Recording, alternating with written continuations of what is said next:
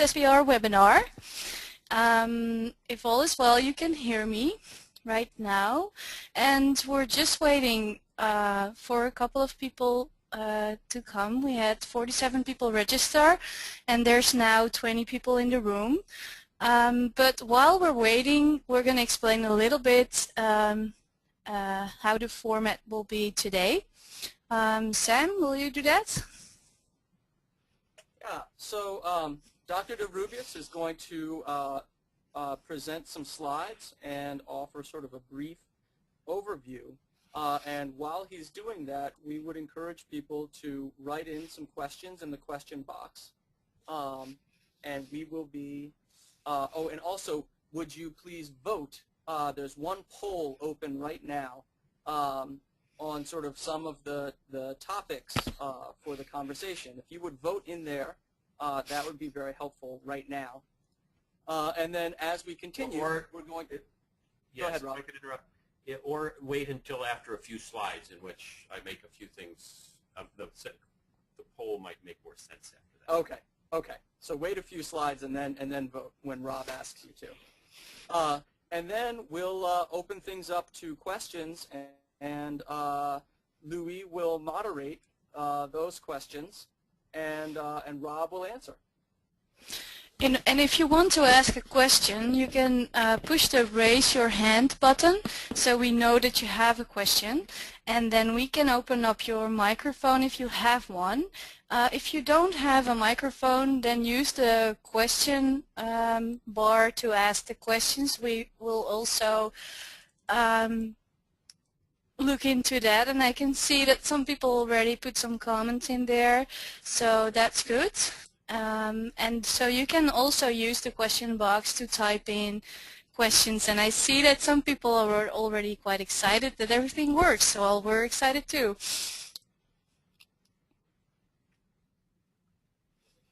Okay, so Louis. Yes, let me jump in. This is Louis Castonguay. I'm very, very pleased that we have this first webinar today. That I think it's a major step in trying for SBR to address more directly the needs, the interest of scholar early in their career. So I want to welcome everybody who is there, and also welcome later on your feedback that you can send to us. I also want to thanks before we start for the tremendous amount of work and energy that Kim, Sam, and Sven have spent in terms of creating and organizing this webinar. That's required a lot of energy, and so we're very grateful for this. I also, of course, want to welcome Rob, and also I believe that Clara is there. As you know, Clara will be presenting the second webinar. And welcome, and want to thank both of them for agreeing to jump in here and to share with all of us their wisdom and their suggestions about current and future research. This being said, let me say just a few words about Rob. Now, of course, everybody knows that Rob is a very, very influential psychotherapy researcher. Clearly one of the leading figures now, not only in SBR, but also in the world of ABCT and different professional organizations. People do know that his recent work has really made a major impact on the way that we conceptualize change, and also to bring evidence for the efficacy of, in particular, cognitive therapy for depression. It is important for me, though, to kind of point out that even though Rob is very, very young, he has started to contribute significantly to the field a long time ago. Him and his advisor, Steve Holland, has published in the late 80s and early 90s some amazing paper in terms of basically guiding the field how to study the mechanism of change and outcomes. So in other words, what Rob is actually now doing and influencing the field is something that he started a very long time ago. Rob is responsible for one of the first measure to assess the adherence in cognitive therapy and interpersonal therapy. Probably one of the earliest researcher to both handle and measure the adherence and the alliance.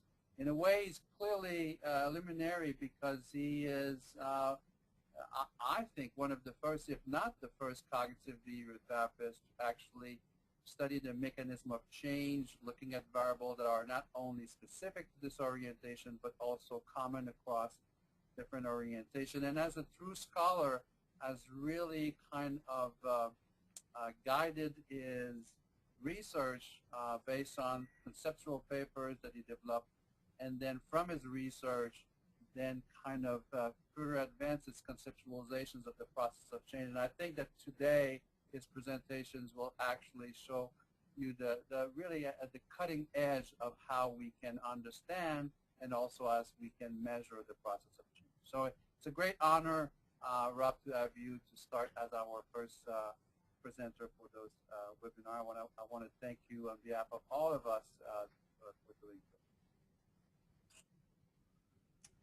Well, thank you so much, Louis. I mean, it really is an honor, and I'm humbled by your inviting me to do this, and I've looked forward to it since a few months ago when you asked me if I would, and I appreciate very much also the efforts of Kim and Sam and Sven to make this pretty easy. So we're hoping that it goes smoothly as the hour goes along. Yes, I'm hoping, we'll test this out. We'll see how interactive we can make this. I'm going to start out by laying out some sort of terms and sort of laying out the domain that we might approach today. As you see, there is the opportunity for you all to express a preference as to which direction we go in. And again, we only have the hour, so we can't do everything, and probably we can't even do all of any of the single things, but I think the effort and the journey will be, I hope, will be worth it for all of us. So let me start out by just showing you a slide that we worked on a while ago just to help us think about how treatment research might progress, and I fiddled around with it in the last few days to more cosmetic perhaps than anything else, but it helps me to think about what kind of conversation we might have today. So when we think about therapeutic change, we're thinking, if you will, you could divide the world into two pieces. We could talk about the treatment as that we are trying to study, and then we can think about what is happening to the client, so the treatment and client processes. Then I think we want to break those things down, or at least make a good attempt to do so. We start with a polka dot thing there that says treatment as delivered. It's polka dot because it has a bunch of stuff in it. It might be treatment as delivered. It might have all kinds of techniques or all kinds of different ways in which we try to use a positive or a change-oriented relationship with the client. But we imagine that some of the things that we do or some of the things that get done are not as useful as others. So that's what the little racetrack box below it is referring to, is those things that might be useful and be getting the change engine started. So we're talking about the active components of treatment. Now, we imagine that these things act through changing something that's going on with the client. Now, I have terms that we use in cognitive therapy, but if you think about it, or if I think about it, these are terms that could refer to any therapy. Compensatory skills, we're simply referring to a client building some strengths that he or she didn't have. Schema change would be the cognitive therapy term, but it could be personality change, personality structural change, anything that's sort of more enduring. And many of you would know what I mean by that distinction, but just to be clear, we're talking in compensatory skills about things that clients could tell you that they do once they've learned how to do those things, once they've learned the beneficial, how to put it, coping skills that treatment might have taught them. And a schema change would be reflected more in the way they move about the world without, let's say, even having to think about it. So these are deeper kinds of changes. So either of those or both of those can happen. Now I put that a little bit ahead of the lighter blue box above because we imagine again that these changes drive or lead to the things we think of as outcomes, decreases in symptoms or enhancement of functioning. Of course, and those are the things that we, in the end, care most about, I think, although if we go a bit further to the right, we see the thing that is actually most important, and that would be the maintenance of or the building upon the gains in symptoms and functioning. So we also imagine that those same compensatory skills or schema changes that might have been responsible for kicking the change off, getting it started, they might still be important and necessary to maintain those gains. Now, this figure, I don't like to make terribly complicated figures, but they have to be a bit complicated to represent some of the things, some of the challenges that we have in understanding these relationships, and also recognizing those things that we would want to study even on their own. So if we look to the far right, I don't know if I guess you probably can see that when I point to something with the pointer. The extra therapy factors, so there are things that go on in our clients' lives besides what happens in the hour or two during the week, and so those things that happen, good things and bad, can affect symptoms, of course, and functioning, and they can interact with other things or have big effects on the maintenance of or a loss of the gains that are made in therapy. And then there's just one other piece that, again, this isn't comprehensive, but it's we'll pull this in at least, and that we know that not every client is the same. And so clients have strengths, they have limitations, and these are things that we'd want to understand, not just certainly on their own, but also because if we don't understand them, we're going to have a heck of a time understanding the connections between any of these links in this simple model.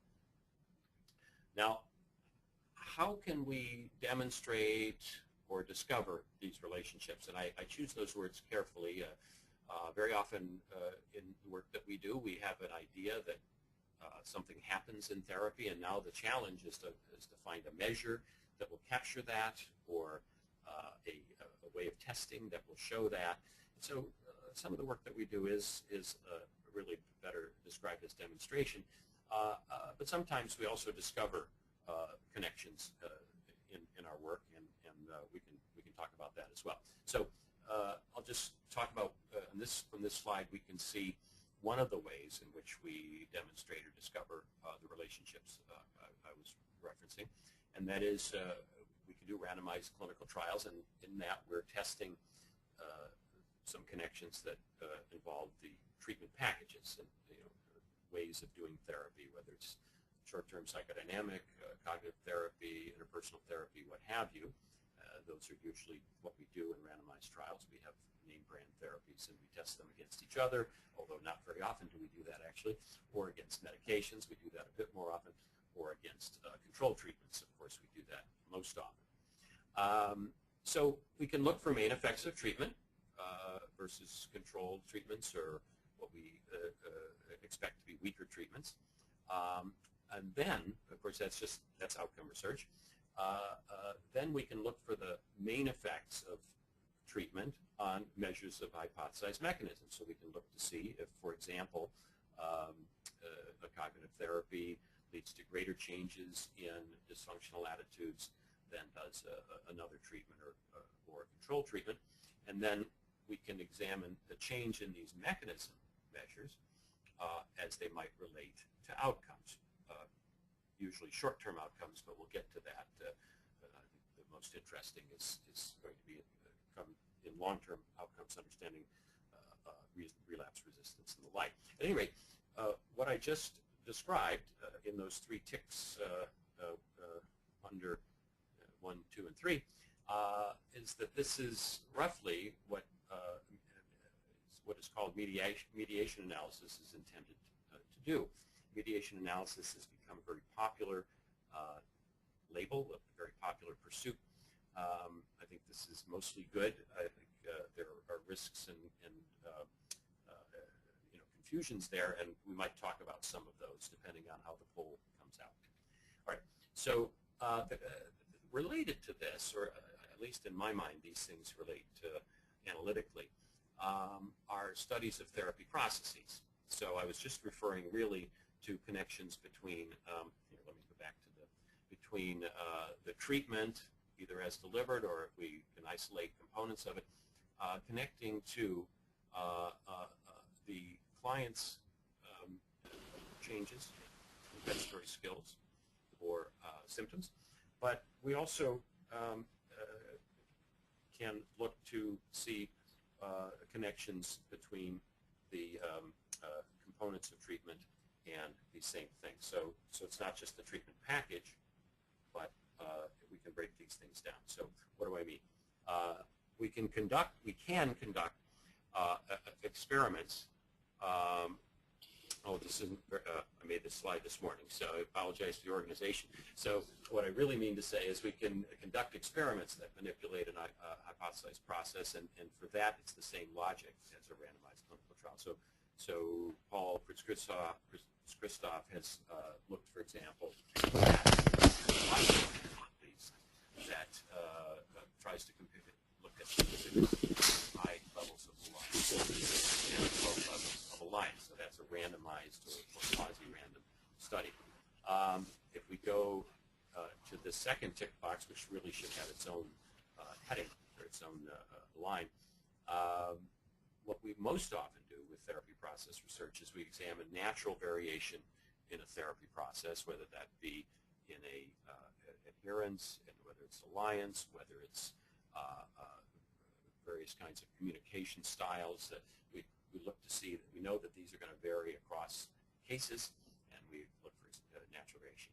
So in that case, of course, we look for covariation of treatment process with outcomes, and likewise, we look for the connection or covariation between those processes with something that is a sub-outcome or a mechanism measure. We can look to see, for example, if, and we've done some of this, look to see if certain kinds of therapist activities lead to the acquisition of skills. So when we do that, that's not an outcome that we're looking to see that connect to a process. It's really our idea there. It's a mechanism that's important in the production of a good outcome. And then, of course, we look for covariation of the mechanism of the outcome. Now, this, examining for these patterns, I think of as a mediation style analysis. And this is, I've gotten into conversations with Helen Kramer and others about how should we use the word mediation and so on and so forth. Well, I think what we're concerned about is the ideas here and the analytic strategies.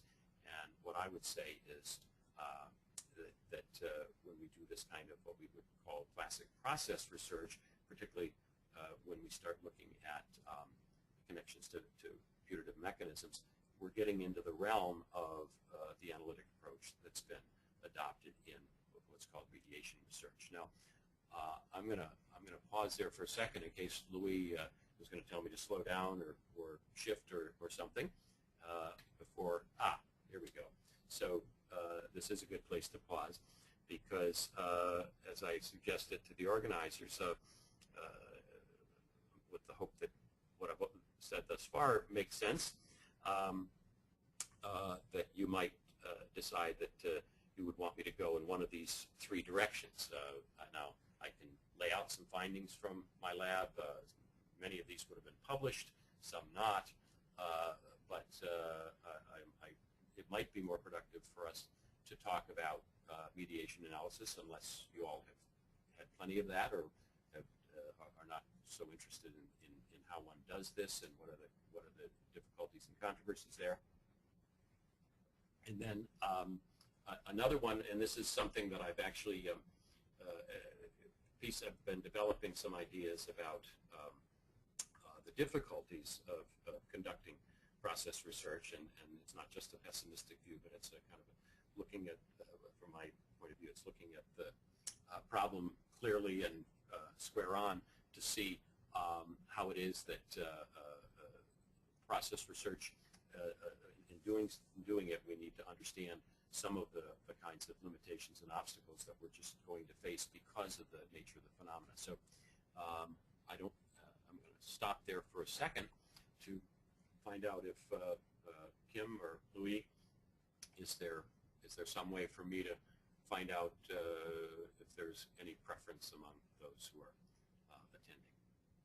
So, Rob, what is taking place right now is a vote. It's pretty impressive. You don't see the result, but as people are voting, you can see the percentage that actually are changing. So what we're going to do, Sam is actually here with me, and he's looking at those results. We're going to give a few seconds to make sure that everybody has a chance to vote. And Louis, can I ask, while we're waiting, have there been any questions of clarification or something of that sort that I might sort out or try to until we decide which path to take? Not yet. I think your presentation was very clear, and I thought this was a very nice way to actually set up both the process and outcome research that you have conducted, as well as the findings and some of the lessons that you have learned conducting all of this. So I believe that we are ready to go there, and 45% pick B. 45% pick B.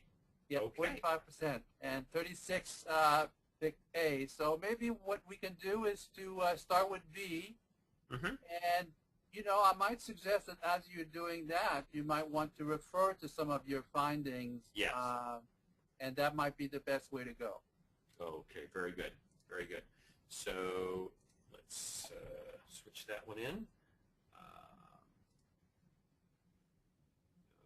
Okay.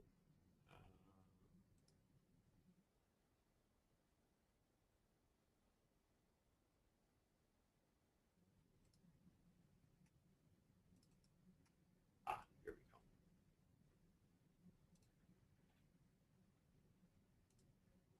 Huh. It's not wanting to, I'll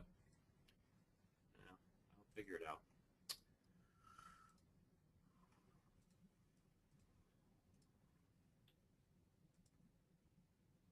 If you'll bear with me, it's not working the way my computer ordinary. Here we go. Testing for mediation. Okay, so this is something certainly as I gather I'm speaking to a young crowd, those who are have been coming into the field in the last several years, and certainly the term mediation and the almost the requirement that people test for it, or the excitement over testing for it has really become prominent. Just a reminder that the concept and the terminology of mediation and moderation were, if not originated with Barron and Kenny, they certainly promoted it and made it popular, so much so that the last time I checked, it was the Barron and Kenny paper that lays out their understanding of how we ought to do these things. It was the most widely cited paper in psychology since its publication. It seems in many fields, particularly in psychiatry, particularly in the U.S., it seems to be superseded in many ways by what's called the MacArthur model that Helen Kramer and others have written about and described. So, and we're going back in a way to some of the questions I raised earlier, which is one of the goals that, in mediation analyses is to find out which features or aspects of an effective treatment package contribute to or account for its effects. Again, I would call this mediation style analysis.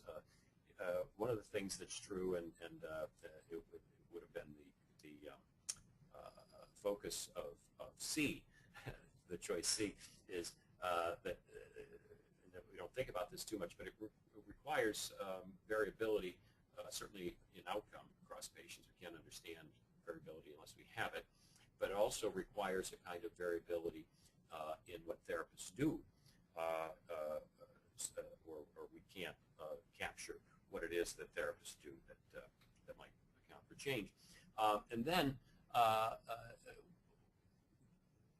there's the alterations in the patients, or what we think of as the mechanisms, what alterations in patients account for or mediate benefits. Now, for Barron and Kenny, we detect a mediator of the effects of a treatment only if, or there's only a point in trying to detect it, if we know that there's an effect of the treatment on outcome. So this is an important point because it's been a lot of discussion about it, and to my mind, a bit of confusion. So what Barron and Kenny said was, and maybe it'll be helpful to show their model, that if we're looking for the effect of a treatment on outcome, the only way that we can proceed to understand the mechanisms through which that might work is if we know that the treatment has an effect on outcome, and the only way to know that and to test for the mediation of it is if we find a treatment effect, that is to say, one treatment is better than another. Usually, in Barron and Kenny's writings, it would have been one treatment is better than a control condition. And so this is the thing that we would have to find first. Now, let's see. All right. So it turns out there are two kinds of ways that mediation is being tested, and I hope this doesn't confuse. I'll try to make it plain if I can. So for Barron and Kenny, and many of you are familiar with the basic elements of this, again, there would be a demonstration that a treatment effect is obtained, usually relative to control treatment. What's happened with the MacArthur recommendations is that the effects of treatment on outcome isn't necessary. That is to say, MacArthur group would say that, and this is an important and interesting point, they would say that we can study and identify mediators or mechanisms of treatment even if we're comparing two treatments that are equally effective in producing symptoms. So the concept here, and it's a sensible one logically, or it fits our intuitions, is that these two treatments, two equally effective treatments, could well work through different mediators or different mechanisms. So, and again, appealing at least for now. So we go to the second criterion, and I hope that the symbols are clear enough.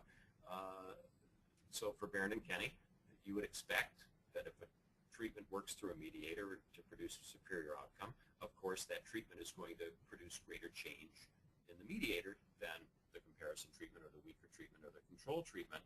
I'm sorry to confuse you here with question marks, but I've tried to pin down whether in the MacArthur group this is an essential piece, and it isn't clear, at least to me. But at any rate, the concept that a treatment should have a greater effect on its mediator, if you will, the theoretically connected one, or the one that seems to be the way that the treatment works, that concept is certainly embedded here, and maybe not with MacArthur. Now, of course, in this one makes perfect sense that you'd expect there to be a connection of the mediator and outcome. In other words, patients who change quite a lot on the mediator ought to be the same ones who change quite a lot on outcome, and that we usually find that as something like a significant correlation between change in the mediator and change in the outcome. And then this is one that was always very important to me as I was trying to sort out the Barron and Kenny model before MacArthur came along, and that was that a mediator needs to be connected to outcome irrespective of treatment. Now, what does this mean? This means that if, for example, I'm doing a cognitive therapy versus even a waiting list control, that's probably the simplest case. If I'm comparing cognitive therapy to a waiting list control group, and I get an effective cognitive therapy that's better than the waiting list, first of all, I'd expect more cognitive change. Of course, that's this one in the cognitive therapy group. And I would expect that the more a person changes in their good thinking, the better their outcome would be. But what this one says is, it doesn't matter where your changes in thinking come from. If the changes in thinking come to you while you're sitting on the waiting list, there should be a connection there too. In other words, if you think of it as a pool, pool table and pool balls, it doesn't. The 8-ball doesn't really care whether it was the cue ball or the 7-ball that ran into it. It's going to move in the same way. It's going to be effective. The causal relation is still there. And likewise, if someone who happens to have their thinking clear up while they're on the waiting list, there should be a connection to outcome there. So it just makes sense. Once something's a cause, it's a cause. Now, as I mentioned before, for MacArthur, they're interested in the case in which two treatments might be equally effective and through different mediators. And the big point for Barron and Kenny is that a cause is a cause. Now, here's a picture of what we refer to as complete mediation. So Barron and Kenny talk about it, and MacArthur refers to it as well. And it's going to take a minute for you to know what I mean by the colors and ellipses and so on. If we think of, let's just look at the abscissa and the ordinate for a minute. So if we think of a mediator as changing very little, a moderate amount, or quite a lot over the course of treatment, we can imagine that they could relate to the outcome changing very little, or a modest amount, or quite a lot. And so insofar as there's a connection between the mediator and the outcome, we'd expect a scatter plot that would result in some kind of slope here, some kind of covariation that would be interesting. Now, this is the simplest case of a treatment versus a control group, and the dashed line refers to the treatment group. And what this means is, in the treatment group, the average person changes a fair amount, quite a bit on the mediator.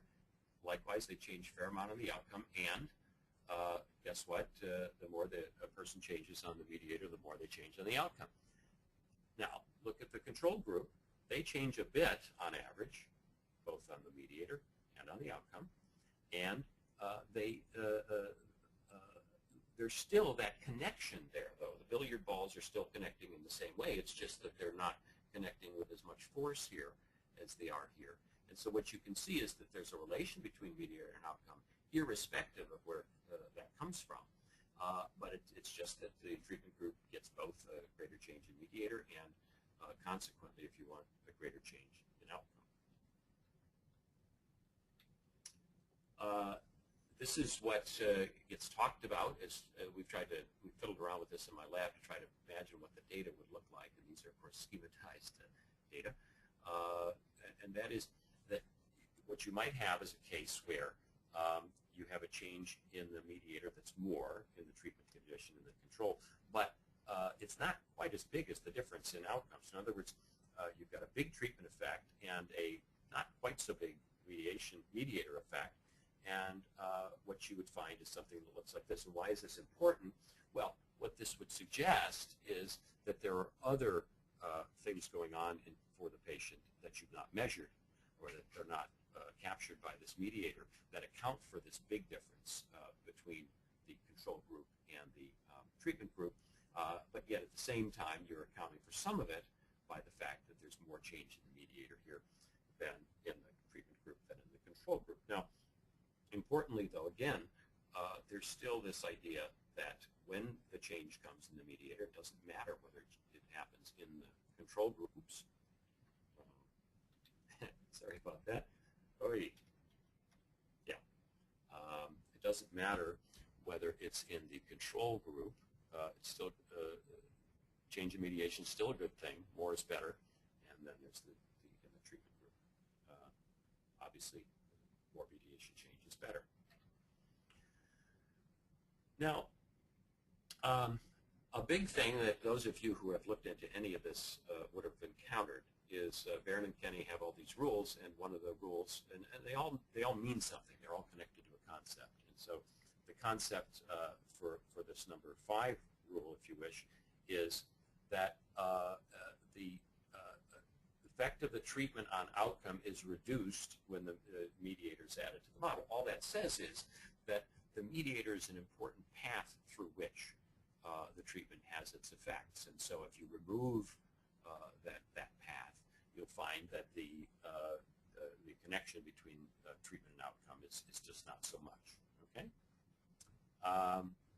Now, what Baron and Kenny never said very much about is this point, and this is one that's gotten quite a lot of discussion over the last several years, and that is that MacArthur Group emphasizes very much so that if something is a cause, or if you want a mediator, we have to be confident or know that the thing that we're assessing as the mediator happens, the change in it happens before the change in the outcome. So they say you have to assess these things in such a way that you know that the change in the mediator precedes the change in the outcome. So a simple example, again, to use cognitive therapy. So sure, it might be that at the end of treatment someone is thinking better and feeling better, but who's to say that it's not the feeling better that makes the person think better.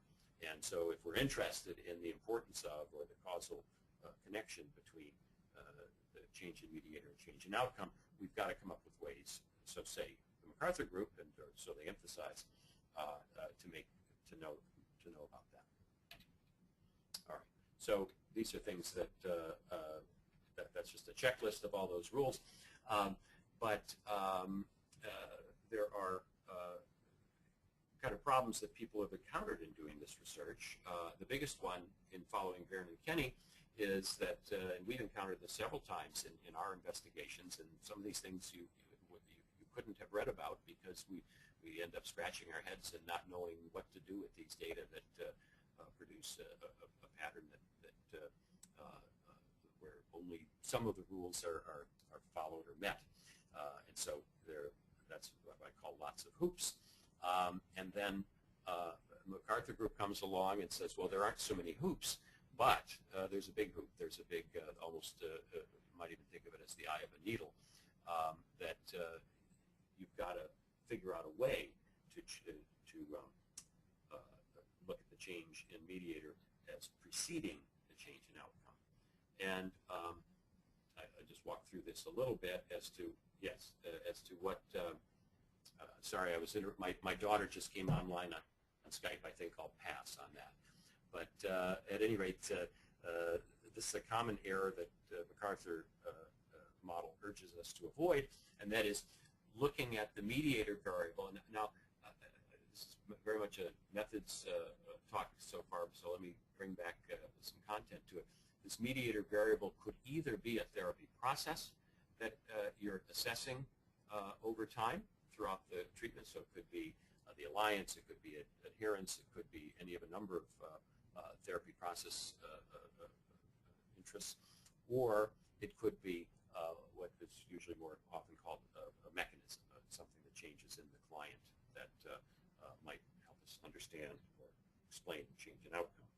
So what MacArthur says is that if you just measure these things pre and post, again, it's that example I gave before, if someone is thinking better and feeling better, we don't know which direction that arrow goes in. So it's what we can do, and this is an unfortunate consequence of the way we talk about linear models and the like, is that we think of if something's on the left side of a model, that's the thing that's being predicted, and of course in the English language, prediction is meant to be about the future, but the statistical model doesn't really care about time. We have to care about it.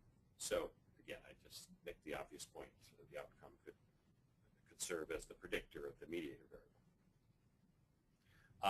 So here's a common design, and it's one that is an attempt to address this, but I would argue it's not a successful attempt, and in fact, I think it might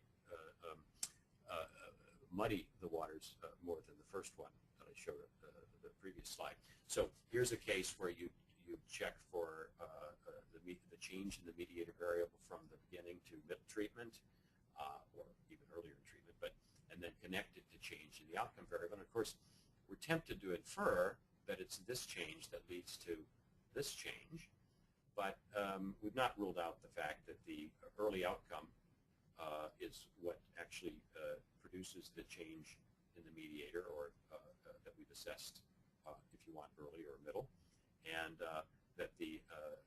that accounts for the connection between the early mediator and the outcome, because of course, as we know, people who are changing, who have changed quite a bit to this point, that is a part-whole relation between how much they're going to change by the end of treatment. So there's obviously a correlation, if you want, or a connection between how much change has happened in someone's symptoms to this point and how much change happens overall. So it turns out it's really hard to get this right. We can do something where we test the mediator variable over an early part of treatment, and then wait for the magic to occur in the causal connection between it and outcome. And so it is that we have to measure this. Yes, we have to measure this at a time point when we can then allow the stew to cook, if you will, and then we can look to see what happens in its connection to outcome. Now, if we're talking now especially about mechanisms, we're talking about things that happen in a patient's psychology, changes in beliefs, changes in sort of their interpersonal models, whatever you might want to say. For most of our theories, we don't believe that change that happens in those things takes very long to affect how the person is feeling or how they report their feelings. So for some of these, the interval is very short. And there's the additional problem that we have of when do you catch that interval? When do you look to see this connection from mediator to outcome? So the thing we've worried about is the likelihood that it's at the same time point for all or even most subjects. So even if you were able to do this kind of research, but it turned out that your patients were having their important changes at various previous points in the along the way, you would miss it because you'd only get the connections that for those patients who were changing here before the outcome changed. So here's where we're going to get to a bit of our work. So, but first, let me just say, do we just give up? Do we just not study mechanisms? Well, there are various things that we do and can do. Demonstrate the sequence separately to bolster the theory. This is Perrin and Kenny's preferred way if you read their work carefully. So they would say that you rely on the theory and, let's say, the evidence for the theory to tell you that, no, it's not that symptoms produce changes in thoughts, it's the other way around. Okay, that's easier said than done, but that's how we do that. Another is to study change points early and often, hoping that the causal process recurs throughout the treatment period. And I'll show you an example of this in work that we've done. Study change idiographically, locating each patient's maximum inflection and outcome trajectory, and ask whether the mediator or the mechanism changes more in the period just prior to the inflection point relative to other time points. So this is the concept that we've termed sudden gains. Now, this is really the flip side of another way to go about this, which is to locate maximum shifts in the mediator. So this would be the Jaworski symptom context method or critical incidence. So you'd look for changes in the thing that you think produces the change in symptoms, and you would look to see whether there is that connection there, such that the conditional probabilities are when the shifts in the mediator change, you're more likely to see change in outcome relative to periods with no shift in the mediator. Then this is another one that we've worked on, studying the mediation of a process that is known to take a long time to unfold. So, for example, the prevention of relapse. I'll show you an example of that. But also weight gain in treatment for anorexia. So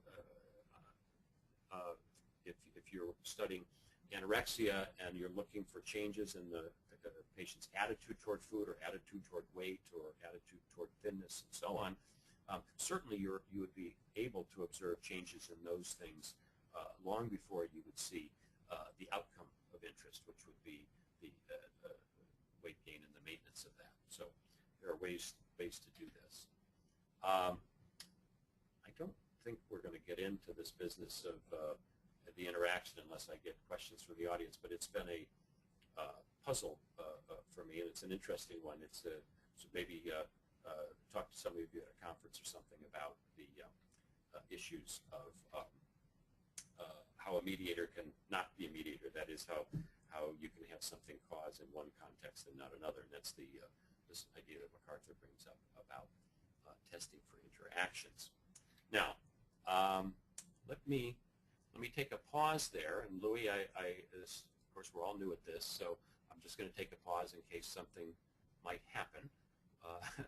Absolutely, that's a very good time for a pause. This was, I think, a very nice descriptions of many of the conceptual, methodological, and empirical issues that are involved in these complex questions, and we're addressing them.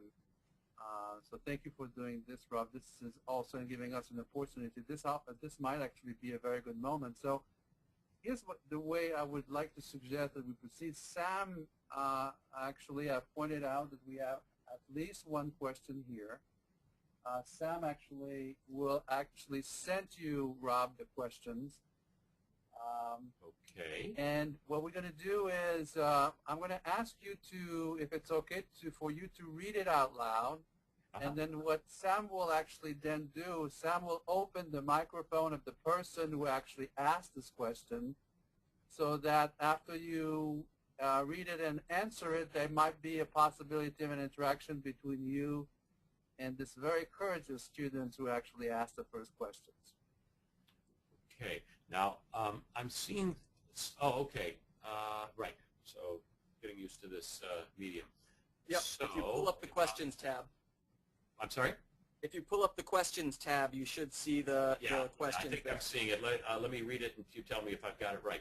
So it says, if it is possible, I'd like Dr. DeRubeis to explain in detail the distinction between mediators and mechanisms of change and to discuss the utility of this differentiation. Right. So, yeah, this is, there's quite a lot of terminological heat in all of these discussions, and let me try to shed a little light on this, or at least keep myself from getting confused. So what we want to think about, and what, of course, we want to attach ourselves very often to other sciences, the physical sciences, and because they provide a model for how to think about causal relationships in particular. And so we want to be talking conceptually about mechanisms of change. You know, how do things work? This happens, then this happens, and then this happens. And the thises are presumably, or that's what we're referencing as the mechanisms. I think what's happened in our field, and this maybe was introduced, I guess it was, by Baron and Kenny, is that they want to talk about mechanisms, but for Baron and Kenny, they're testing mediational models, which are, in some sense, how to put it, a mediational model might have several mediators in it, or if you want, several mechanisms in it.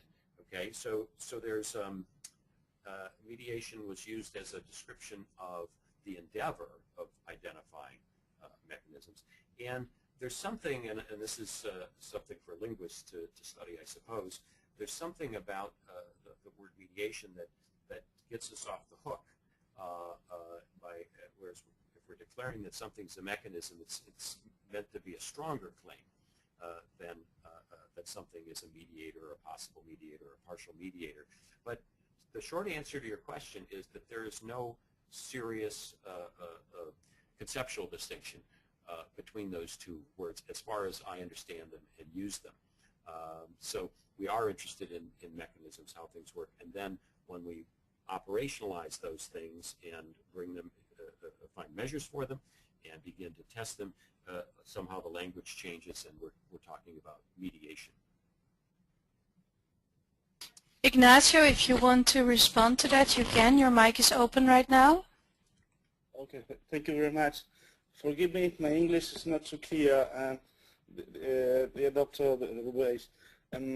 My question is because I've been reading Dr. Kassin's papers on mediation and mechanisms of change, and by hearing what you just said, it comes to my mind that your criteria or your definition of mediations and mechanisms of change, it's a bit different from Dr. Kassin's. Is that right? Dr. Your English is very clear. I'm just not quite sure which individual you're referring to. Dr. Kasdan, Alan Kasdan. Yes. Yes. So Dr.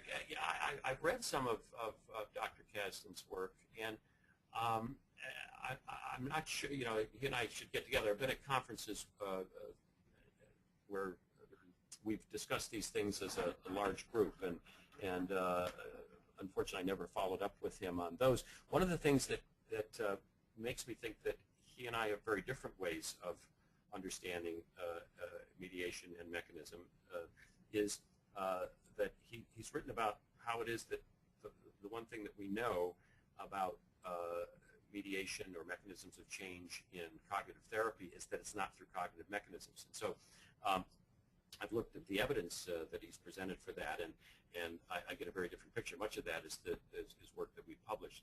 So I'm not sure I understand the distinctions that he's making, but what I'm more certain about is that I would disagree about the conclusions derived from the empirical work, and some of that I can reference in the last. It's 11:55, I guess, in the last 2 minutes of this hour. But do you have anything to help us clarify the distinction? The way I understood it, it was somehow that he presents mediations as a more broad and general term than mechanisms of change. But while reading his papers, first of all, it surprised me that I've only seen this notion of mechanisms of change in his writings, not in Baron and Kenny, and not either in Kramer's papers. But somehow it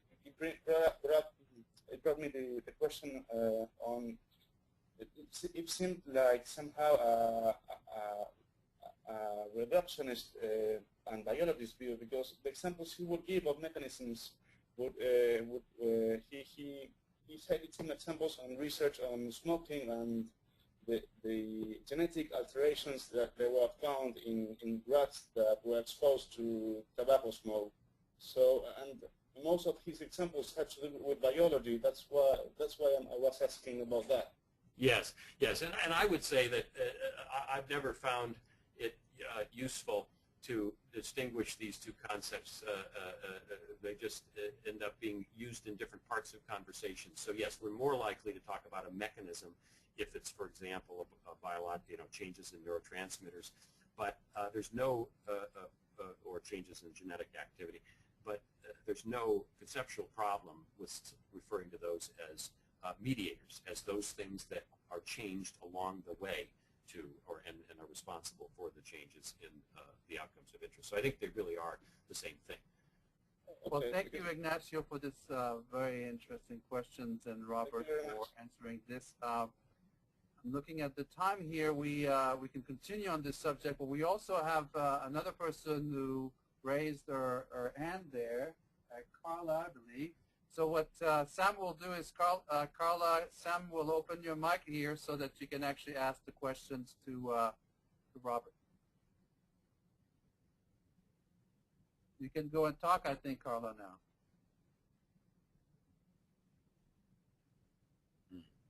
She may be having technical difficulties. Maybe her mic doesn't work.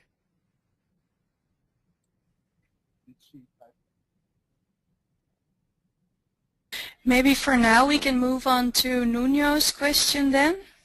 Absolutely. In the meantime, Carla, if you want, you could actually type your question. And Nuno, go ahead.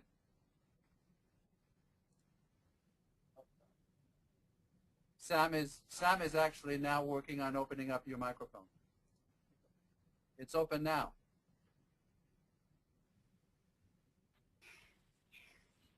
And I'd be interested if once we get the sound, if you could tell what country you're calling from, or webbing from.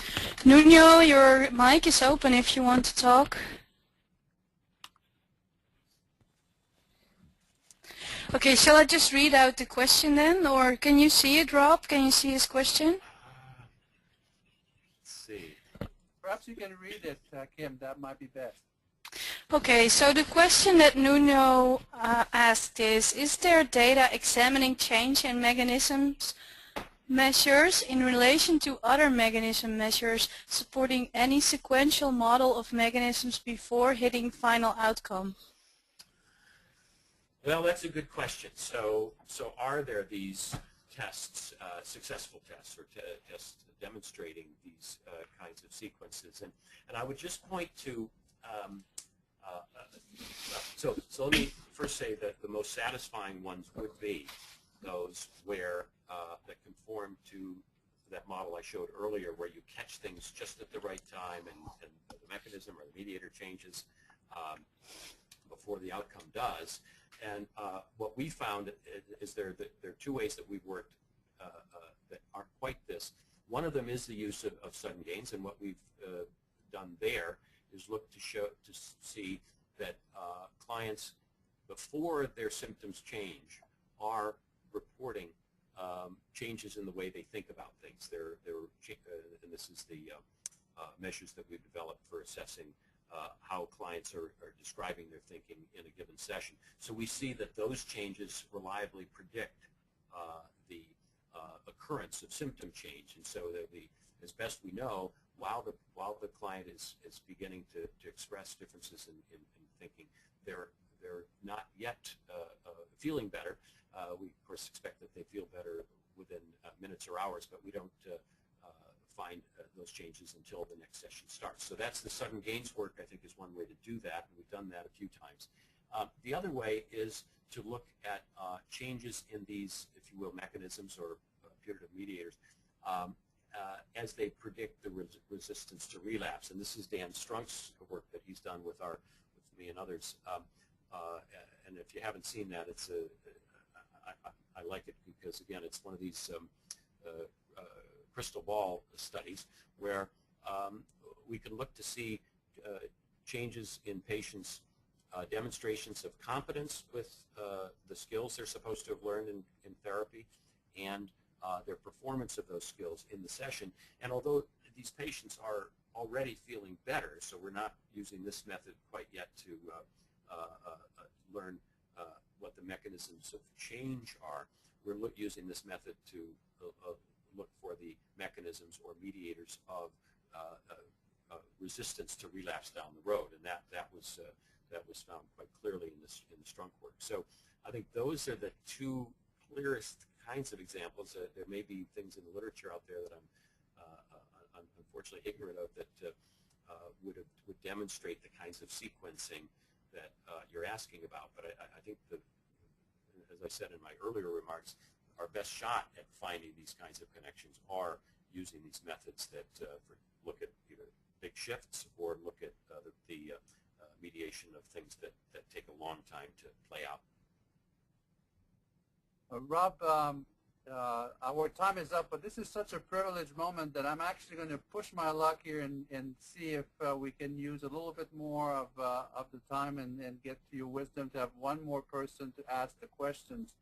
So Sam identified Catherine as having a question, and he will open her mic right now to try to see if Catherine could ask verbally her question. This would be the last one for today. Okay. Hello, Rob, Hello. and the others. Can you hear me? Yes, I guess so. Very well. So I am in Toronto at York University, and I come from a more qualitative perspective in my research, so I'd be interested how the mediator research that you presented takes into account the extra therapeutic factors. Because you had it in your model of change in the beginning, and we do know that technique-specific factors maybe make 10% of the effects in therapy. And Lambert and Kechler are talking about that. So I was wondering if you have any research strategies, like how do you pick mediators? How do you identify them? Well, yeah. So we identify we test for mediators among those things that make logical sense to us or that others in the field have speculated about. And so whether again it's measures of skills, whether it's measures of changes in schema and so on. But yes, the extra therapeutic factors that you refer to we think of them as interesting causal agents, if you will, or contributors to symptom improvement or decrement on their own. But we also, if we want to be able to see the connection between a possible mediator and, for example, relapse resistance, what we really want to do is make that lens sharper.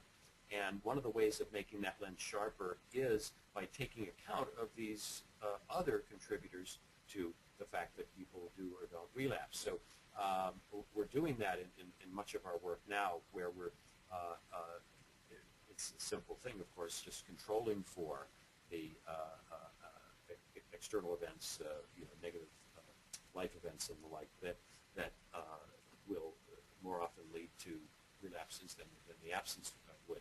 And so it has the twin effect of allowing us to see the connection of these extra therapy factors to outcome, and also to have a clearer look at the specific effects of the mediators. So do I understand right that you always choose the mediators a priori from other studies findings and the literature, but you never actually go into the case and choose mediators grounded on what you know about the individual process of the clients? Well, so we developed these tests, many of them, based on quite a lot of listening to tapes and trying to sort out what are the things that happen, seem to happen reliably before other things happen. So, for example, we've done some work, we haven't published this yet, but where we're looking to see, looking at microprocesses. We've presented it at conferences, but looking at microprocesses where we ask the question, where we're checking whether therapists who are asking evocative or Socratic questions are, whether those questions are followed by the kinds of deep processing or revelations or shifts in attitudes or views that we think happen, from our clinical experience, that we think happen in the course of therapy. So yes, these kinds of links are things that we very much pull from the clinical work that we do and from watching tapes and trying and discussing what might be going on. But then, of course, we take those ideas and then try to operationalize them in such a way that they can be tested by raters who don't know what we think the connections are, but by raters who understand what we mean by, let's say, a Socratic or evocative question, or raters who know what we mean by, what we say, a shift in the way the patient is expressing a belief. Okay, thank you. Thanks. Thank you, Catherine, and thank you, Rob.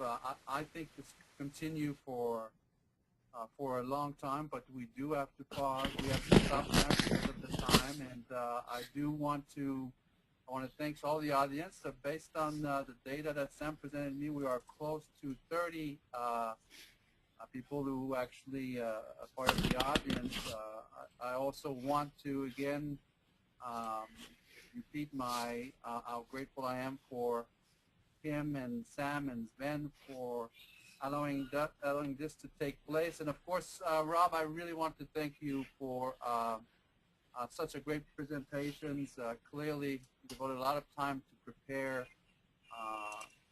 the talk, and then being willing to then interact with the young scholar. This is wonderful. If I was in Philadelphia now, I would give you a great bottle of scotch, but I may actually do that the next time that I see you. Thank you very much.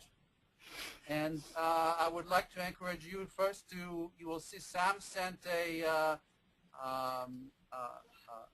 an emails about survey. Please send also to Kim and or Sam some of your reactions and feedback. And I want to encourage you to attend to the next webinar, which will take place on November 16th, where Clara Hill will be presenting. So thanks, everybody, and we'll talk to you soon. Okay. Thank you all. Thanks a lot, Rob. Okay. Thank you.